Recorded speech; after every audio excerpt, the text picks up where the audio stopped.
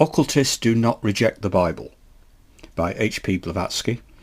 This piece is taken from Volume 3 of the Secret Doctrine, which was posthumously compiled from H P Blavatsky's writings and published in 1897. This is read by Dave Marsland of Cardiff Theosophical Society.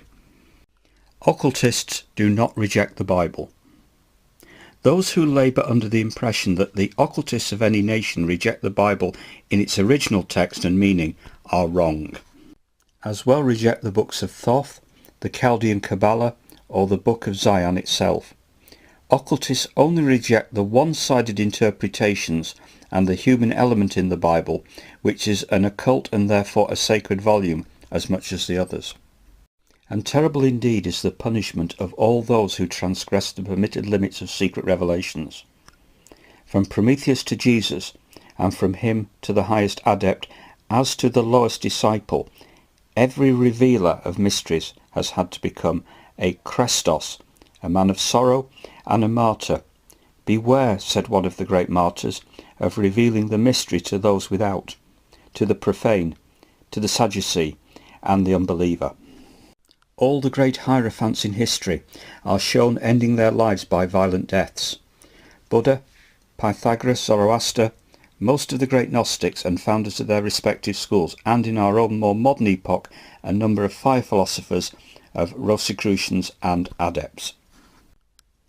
I'll mention here that Buddha has been included because although the accepted version of Gautama Siddhartha's death is that he died of old age, there is an alternative version to which HPB is referring, in which he died from eating too much pork, and the pork represents Brahmanical mysteries which he revealed to the unworthy, and this is the penalty that he paid. Back to the original text. All of these are shown, whether plainly or under the veil of allegory, as paying the penalty for the revelations they had made. This may seem to the profane reader only coincidence. To the occultist, the death of every master is significant and appears pregnant with meaning.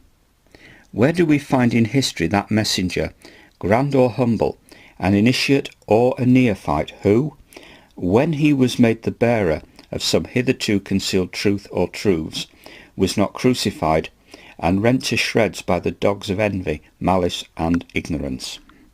Such is the terrible occult law, and he who does not feel in himself the heart of a lion to scorn the savage barking, and the soul of a dove to forgive the poor ignorant fools, let him give up the sacred science. To succeed, the occultist must be fearless. He has to brave dangers, dishonour and death, to be forgiving, and to be silent on that which cannot be given. Those who have vainly laboured in that direction must wait in these days, as the Book of Enoch teaches, until the evildoers be consumed, and the power of the wicked annihilated. It is not lawful for the occultist to seek or even to thirst for revenge. Let him wait until sin pass away, for there the sinner's name shall be blotted out of the holy books.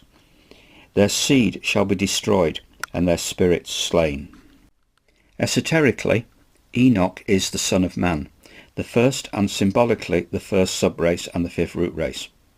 If his name yields for purposes of numerical and astronomical glyphs the meaning of the solar year of 365, in conformity to the age assigned to him in Genesis, it is because, being the seventh, he is, for occult purposes, the personified period of the two preceding races with their 14 sub-races.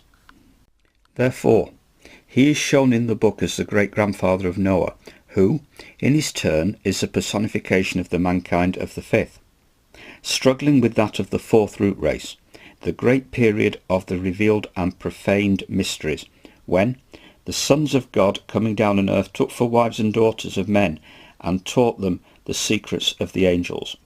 In other words, when the mind-born men of the third race mixed themselves with those of the fourth, and the divine science was gradually brought down by men in sorcery.